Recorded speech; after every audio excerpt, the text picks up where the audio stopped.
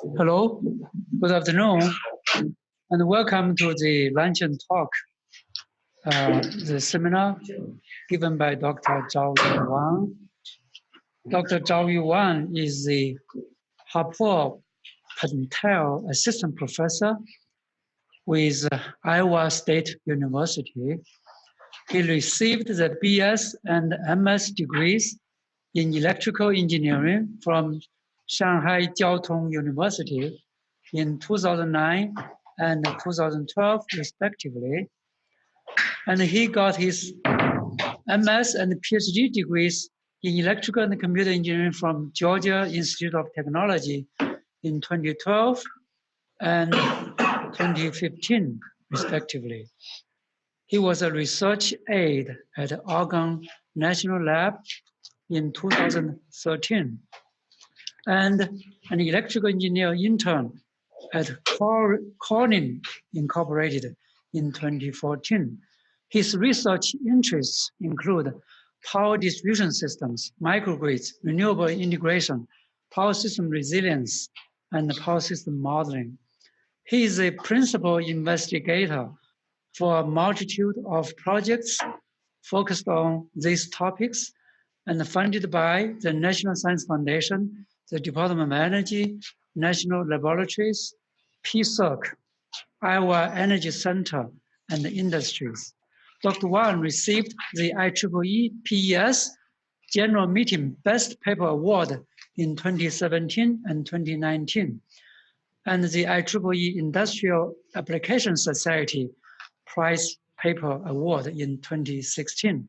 Dr. Wang is the secretary of IEEE Power and Energy Society Award Subcommittee, co-vice chair of PES Distribution System Operation and Planning Subcommittee, and vice chair of PES Task Force on Advances in Natural Disaster Mitigation Methods. He is the editor of IEEE Transaction on Power Systems, IEEE Transactions on Smart Grid, and IEEE PS Letters, and an associate editor for IET Smart Grid. So let's welcome Dr. Zhao Yuan to give us a seminar on mining real utility data for enhancing distribution grid observability and resilience. Thank you for the introduction, and thank you everyone for attending this talk. So I'm Zhao Yuan from Iowa State University, about 700 miles away from here. Okay. Today we're going to cover a few topics. Firstly, I would like to introduce what we are doing at Iowa State. And also, because the main topic is about the data analytics, the micropresident is we already have data. So we're going to introduce the real utility data set that we have. And also then we apply those data sets we have to different topics. And I can't cover all topics today. I select two of them. One is doing the load inference to enhance the observability of distribution system. The other is to estimate the cold load pickup for the service restoration after the outages. Okay. So let's say this is my group, and currently we have 2 postdocs working in this group, and 11 PhD students working on different topics in my group. We receive funding from the Department of Energy and the national labs to show some ongoing projects that we are currently doing. And you can see that most of them are actually on the data analytics. For example, this one is analyzing the smart, actually PMU data at the transmission level, and this one is analyzing the smart meter and SCADA data at the power distribution level. And we also have some optimization work using the distributed energy resources to provide grid services like regulating voltages and the frequency of the power grids. And we also receive funding from national labs, majorly Argonne National Lab in Chicago and Pacific Northwest National Lab, and on different topics, including the data analytics and system resilience enhancement. We also have projects from National Science Foundation. All of them are on the data analytics and machine learning in the power distribution systems. And we also, Iowa State is a part of, it's a member of this 7 university consortium. We call it the Power System Engineering Research Center. This center has 35 or 40 industry members funding the center. So we also receive funding from that.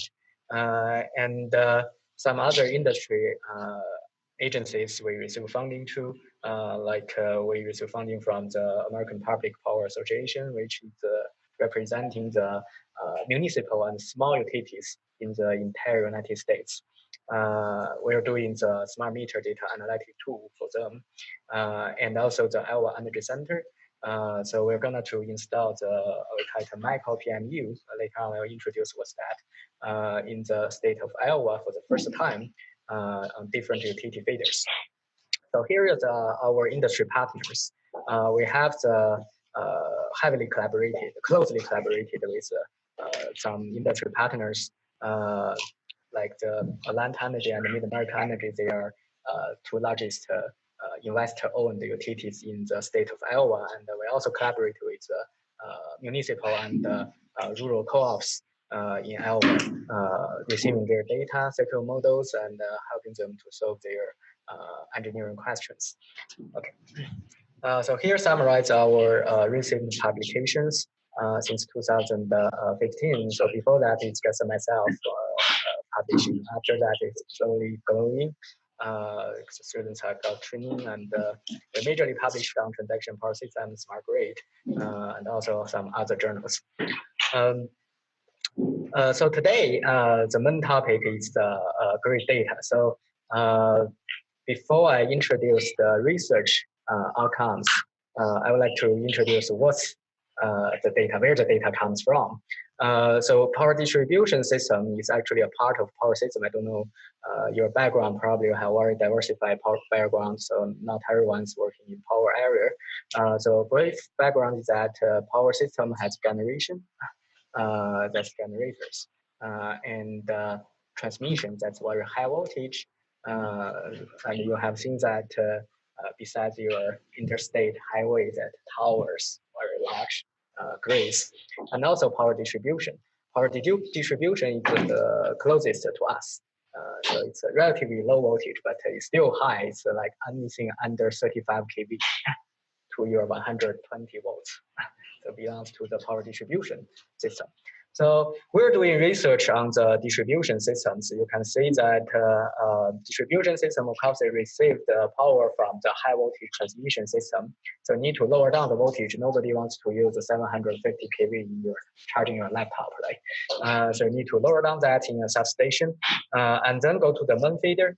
And the main feeder also has some laterals. Go to the secondary distribution system, and your house is connected to here. So each time you pass a transformer, your voltage is lower down until it reaches 120 and 240 in your house.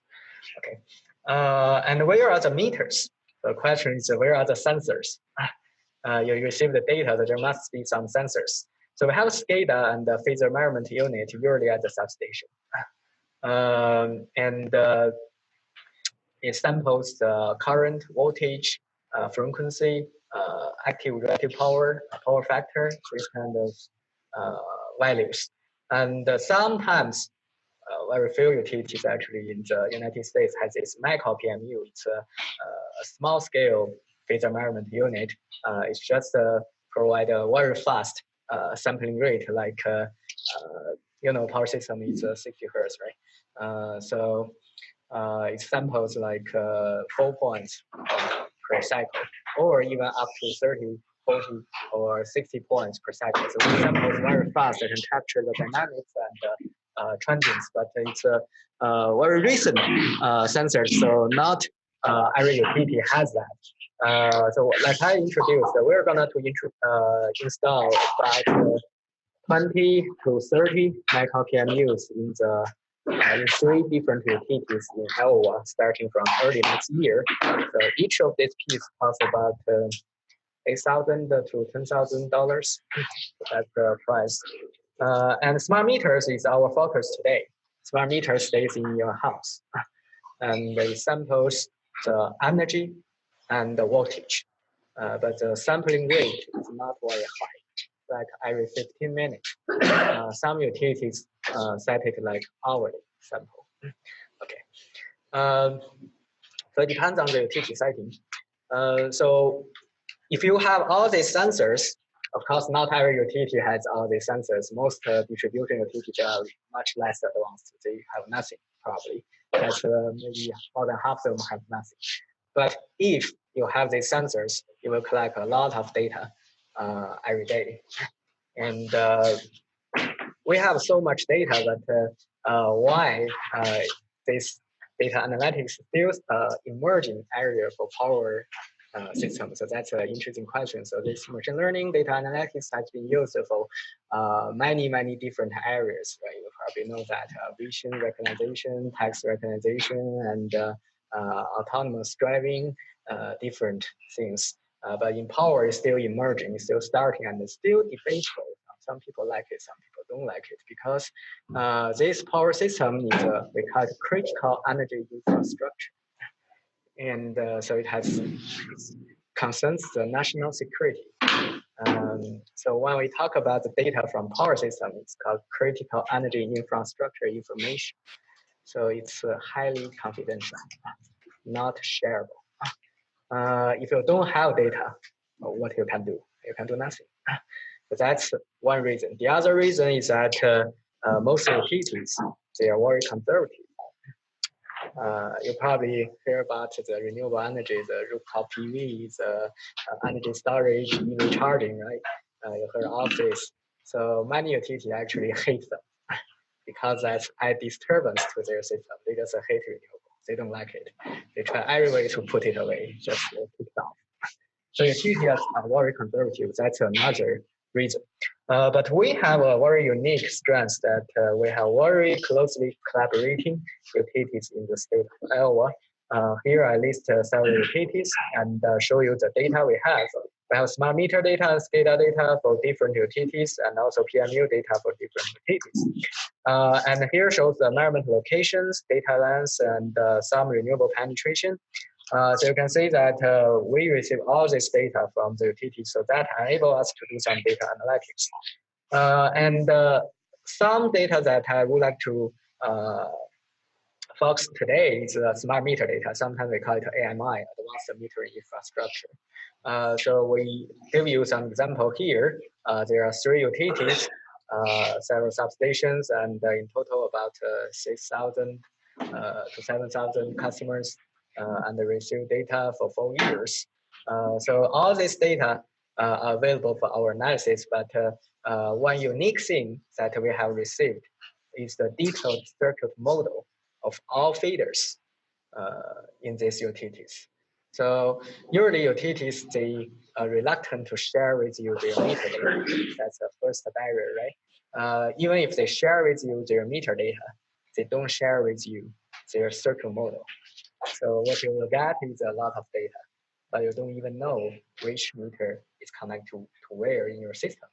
If that's the case, there's not much things you can do. So one unique thing that enable us to do a lot of analysis is this circuit model together with the data. Okay, so it has different customer types: residential, commercial, and industrial. You may be wondering how utility receive this smart meter data sites.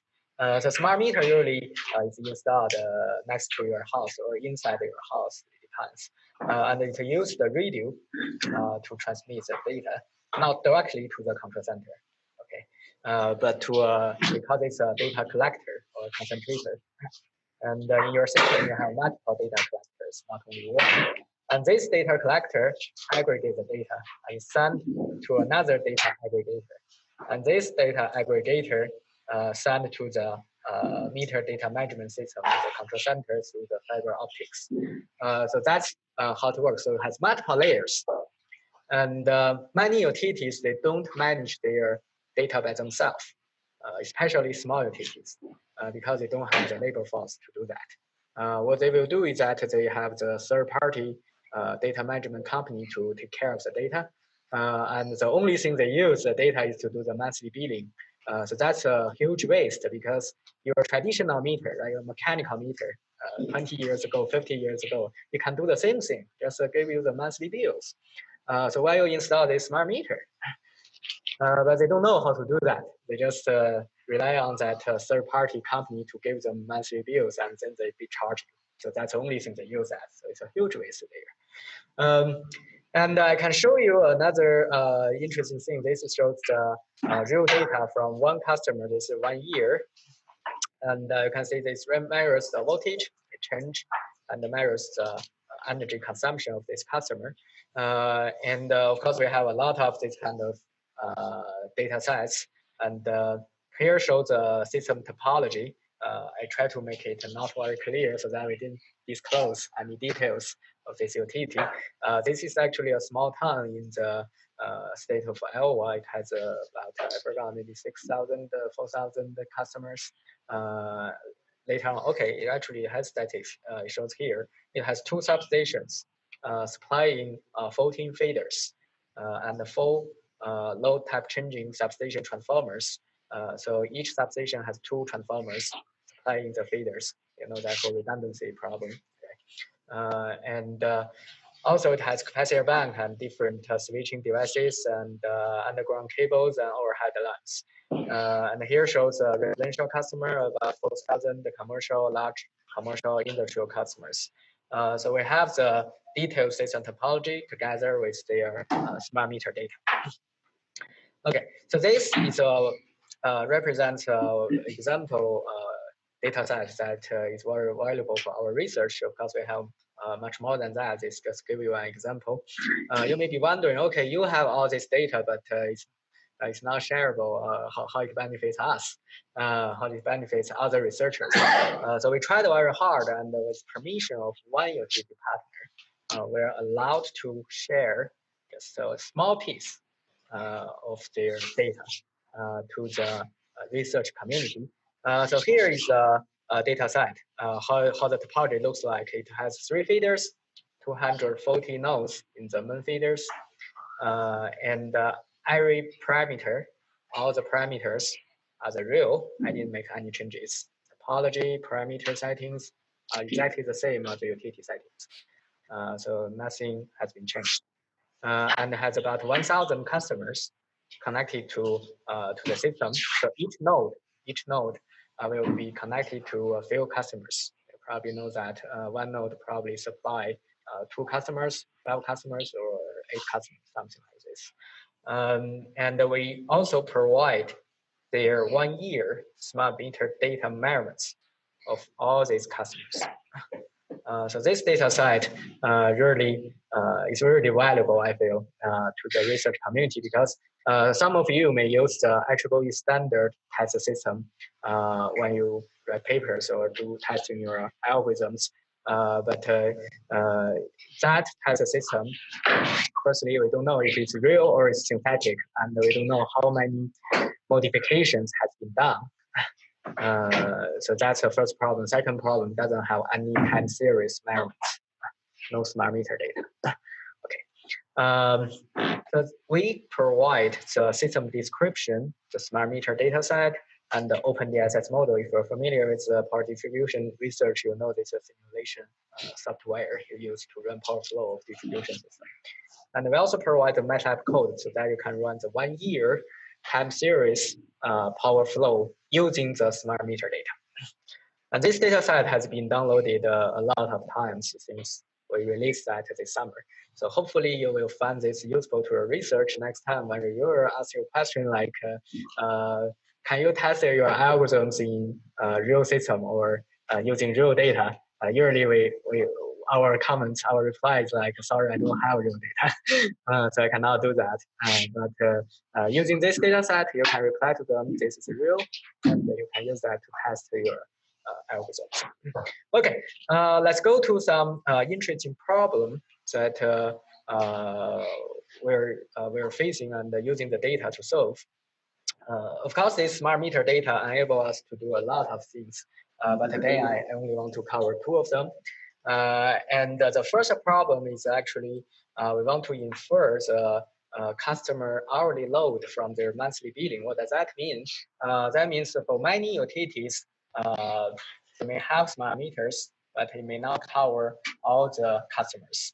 This is very commonly seen cases because of budget issue. So for example, you have 20,000 customers, maybe only 2,000 of them have smart meters. So that's a case. We call this kind of system partially observable, not fully observable. But even if you don't have smart meters, you must have monthly billing, right? Otherwise, how can you charge customers? So that information must be available. So the question is that, can I use that 2,000 customer with smart meter, use their data to estimate the other 8,000 customers without smart meter, but with monthly billing? So that's the problem statement.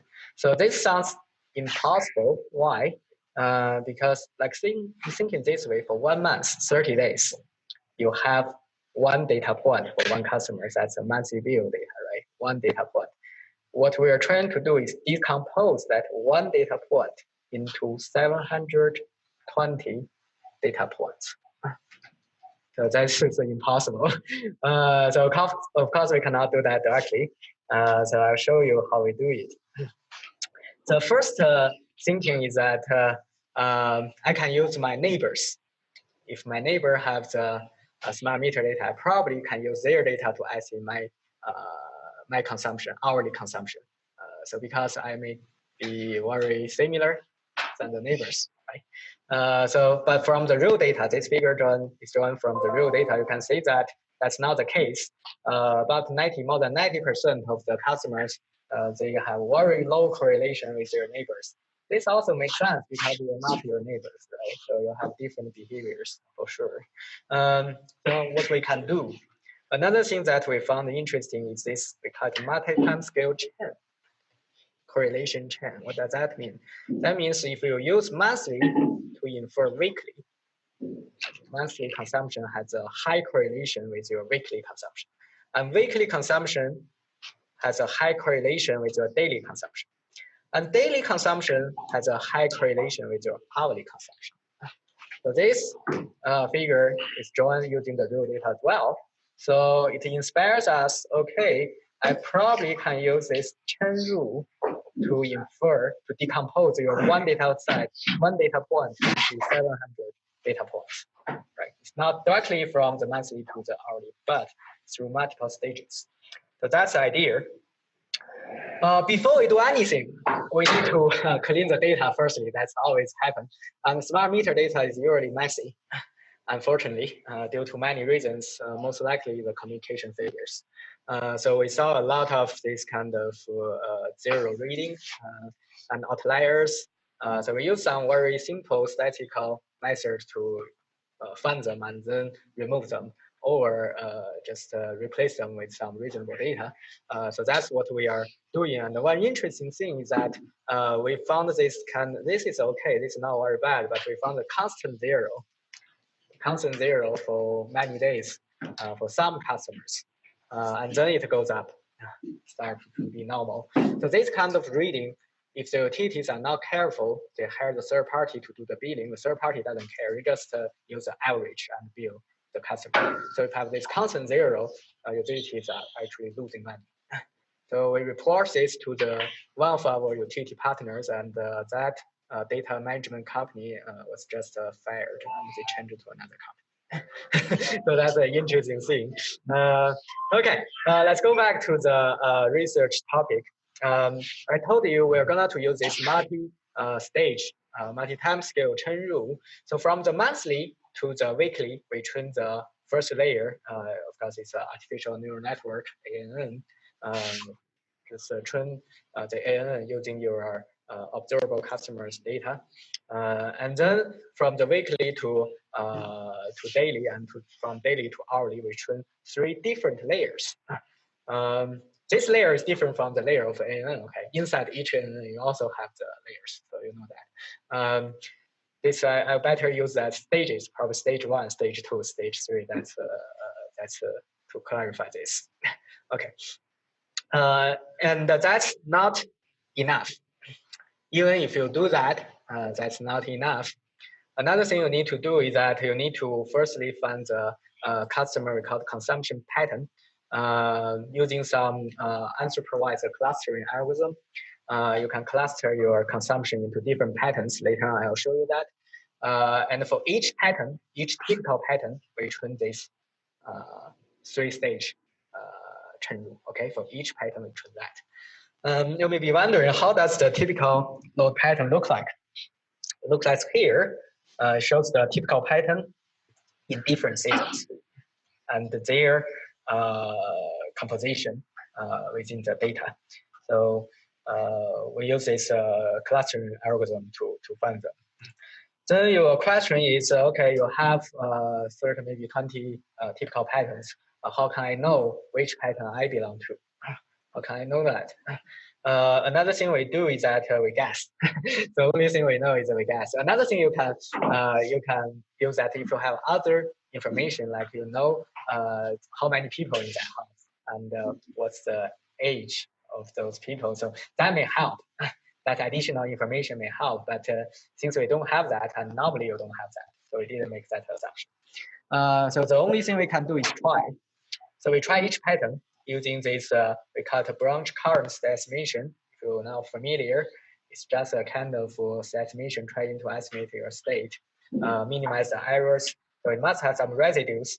So if the residue is very high, we know you are assigned to the wrong pattern. So we try next pattern until the residue is very low.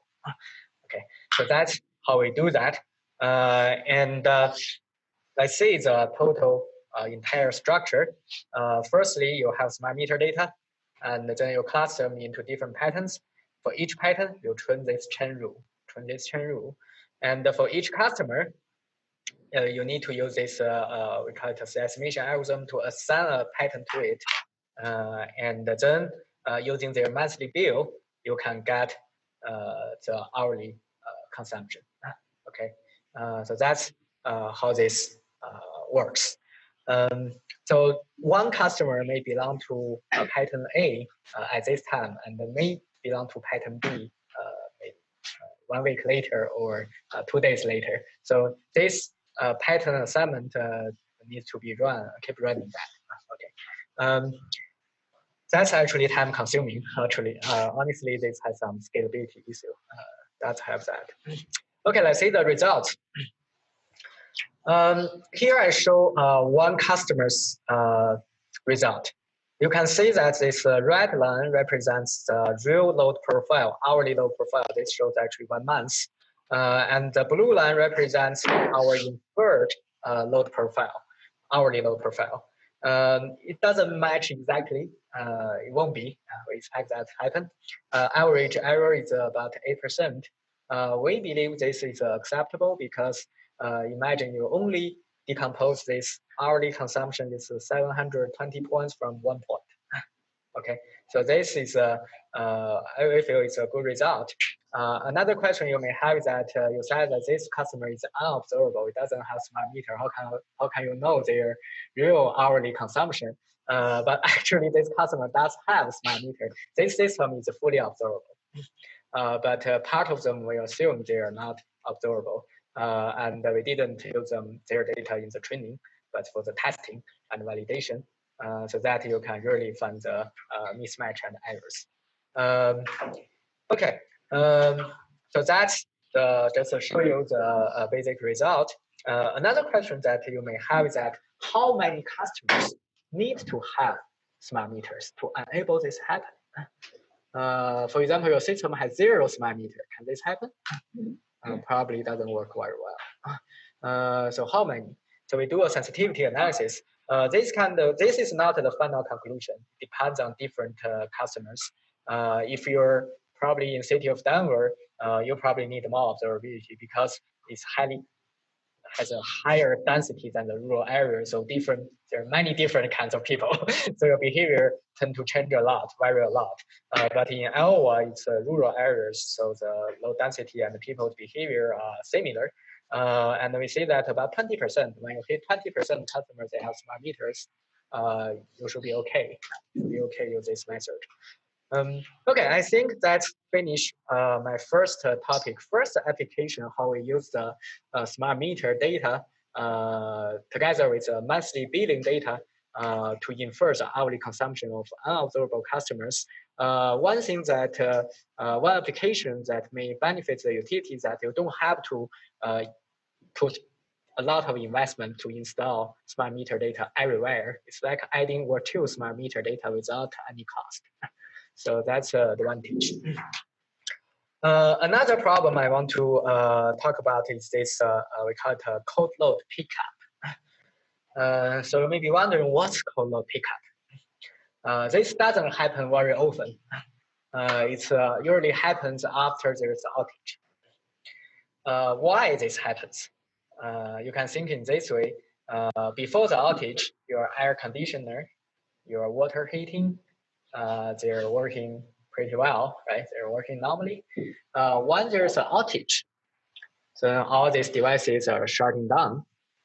After a certain time, your house may, let's say probably in summer season, your house become warmer, and your water just become cooler. So once the service is restored, what would happen? What would happen? You will see a jump in your consumption. Why? Because previously, before the outage happened, some customer, their air conditioner may, maybe just idle or just turn off, and the water heater may be turned off. So, but after a long time, when the service restored, all this air conditioner and water heater just come back simultaneously. You see a big jump in your consumption. So this jump, we call it cold load pickup. It's majorly due to the thermostatically controlled load. So why estimating this cold load pickup matters? The reason is that if you don't have a good estimation of that, the utility may think, okay, I can move this part of customer to transformer B, switch them from transformer A to transformer B, so that it can be restored. But if you don't consider this, that may overload transformer B. You thought that it won't be that high, but actually it's much higher than their normal behavior, right? So that's why it's important. And let's see how we use smart meter data to do that. Here I show the GIS, and you see the outage area. I just want to show you how the outage look like. You can see that here it's normal, and then this outage happened here, this outage happening here. After the load is restored, you see some jump here, right? So that's a cold load pickup effect. And I use this figure, it's more clear to define this effect. Before the outage, it's just a normal consumption, PD. And after outage, it becomes 0.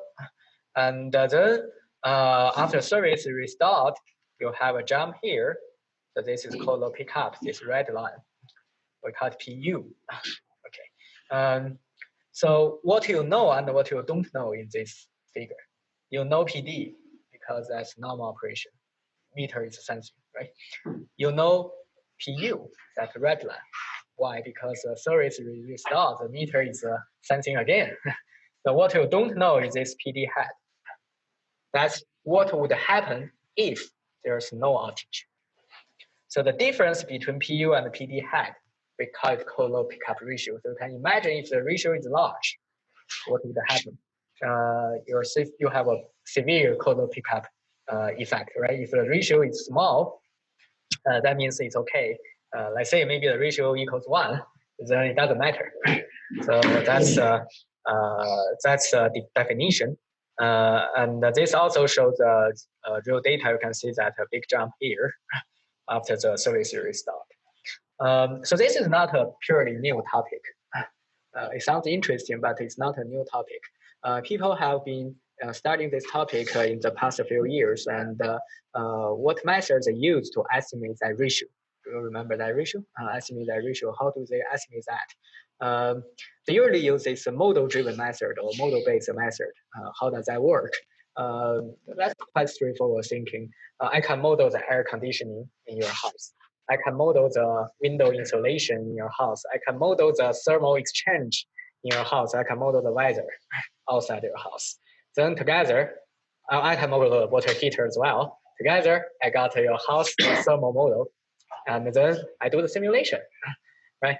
But the question is, firstly, this method depends on whether the model is correct or accurate and how accurate they are. Secondly, different house have completely different thermal thermal behavior or thermal performance. How do you know their parameters? So that's another problem. And thirdly, that how large the simulation would be. Suppose you have thousands of customers or tens of thousands of customers. How can you do the simulation?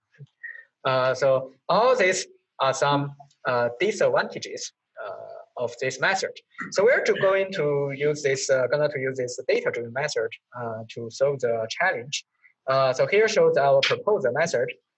We have smart meter and temperature data. You need the weather data.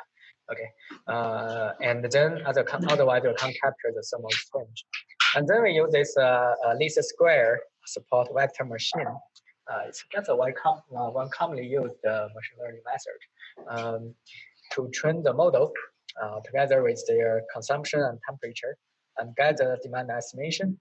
So that's what would happen if there's no outage. If you remember that. And then we can calculate this CLPU ratio because PU is measured, right? And PD hat is what would happen if there's no outage that's estimated through this SVM model. Okay, this is at the feeder level, not at the customer level. One feeder may supply 300 customers, 500 customers, 1,000 customers. Okay, so why we do this only at the feeder level? Because customer behavior vary a lot. We tried this method in the customer level. For individual customer, it doesn't work very well because the variance of customer behavior highly stochastic.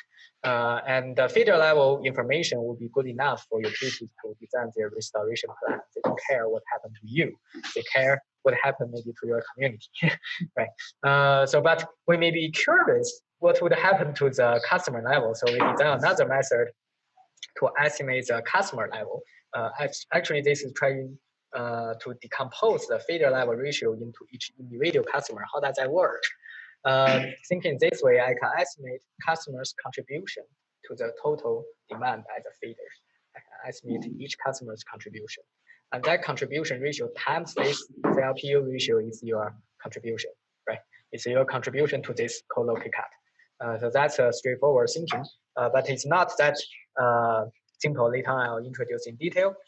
Here shows the flow chart for the feeder level estimation. We have the temperature and the normal feeder demand. We train the least square support vector machine to get the load behavior and the normal operation. And then we can estimate the demand. That's what would happen if there was no outage, and then we can calculate this. We call the CLPU ratio. Okay, so that's how it works at the feeder level. At the customer level, it's a bit more complicated. So we still need to estimate the first thing we are going to do is to calculate the CI, this is customer normal feeder demand contribution. I mean, each customer's contribution to the feeder level demand. Okay, and then use this contribution, we can calculate their CLPU ratio, but this contribution is not that simple. It's not just one number.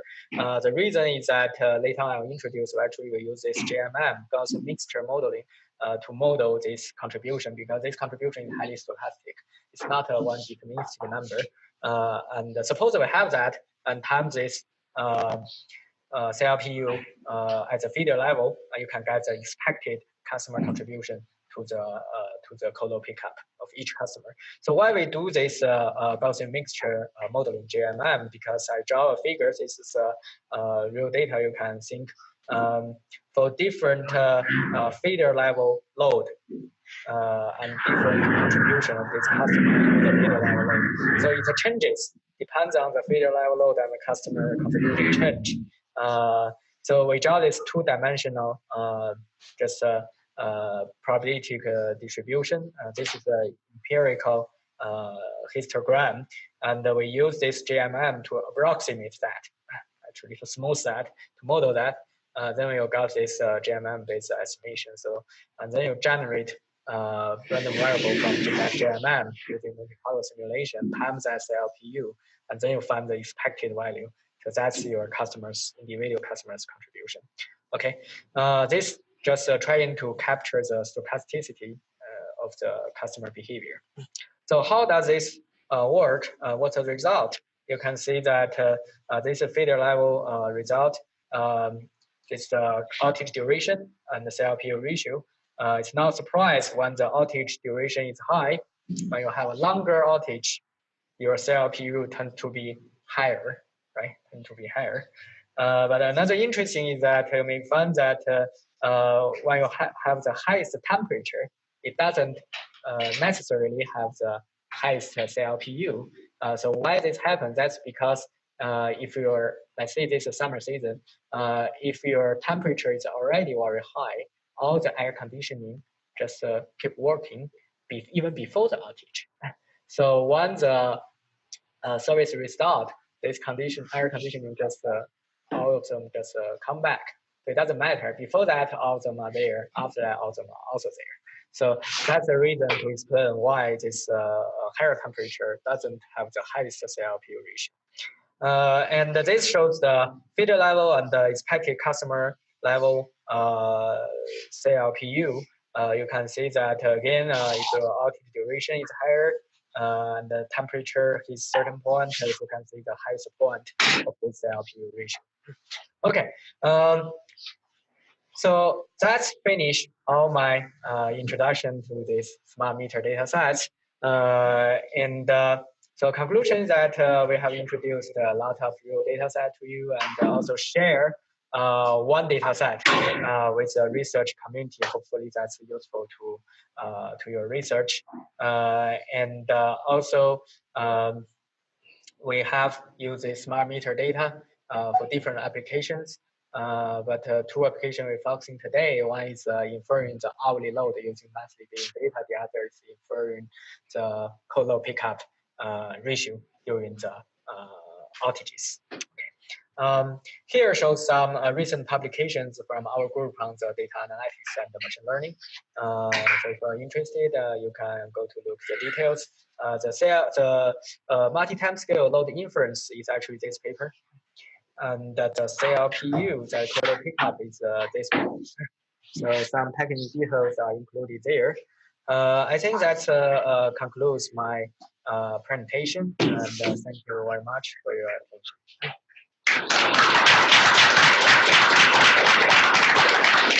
Yeah, please, if you have any questions for Dr. Wang. Yes, and also, please visit his website. He has a lot of publications, especially the real data that we can use for our research. I have questions on so you are using SCADA, right? Yes. So how vulnerable to the security breach or anything? So if they can penetrate through the home and can damage something? You mean the cybersecurity issue? Yes, security. Actually, SCADA data doesn't go to your home. Okay, SCADA only measures the feeder, and it only measures certain points, maybe 5 points, 6 points. So that part is okay. And but smart meter, it does has this communication issue multi-layer to your control center. But usually this communication system is dedicated. It's not. I mean, it's physically isolated with outside. So the only thing that the attacker may attack you is that through your employee's email or computer, and then go there. So, but these sensors, yeah, maybe in the future, if the attacker can go there, that's also happen. But doesn't use a public network. Yeah. So, any other question? How do you manage all the data storage? It seems like this would really add up over time. Yes, yeah, it's a good question. Actually, we do two things, actually three things. The first thing is that we have hard drives. We have a lot of hard drives. We have a rack with drawers, a lot of hard drives. That's backup one. The other backup is we have the large scale storage at Iowa State. That's $800 per year for about 20 TB. So that's not very bad. It's okay. And we also use the cloud. But cloud is very expensive because they're commercial. So only very usable and very sensitive data we put it there. And recently we have received PMU data actually from PNL. So can you imagine how large is that? It's come with 4 hard drives, 20 TB. Yeah, it's actually 20 TB. So even visualizing the data and exporting the data is a big problem. Yeah.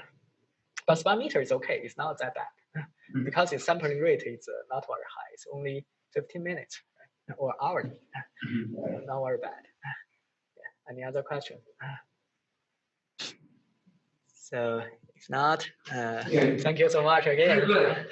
Thank you, Dr. Wang.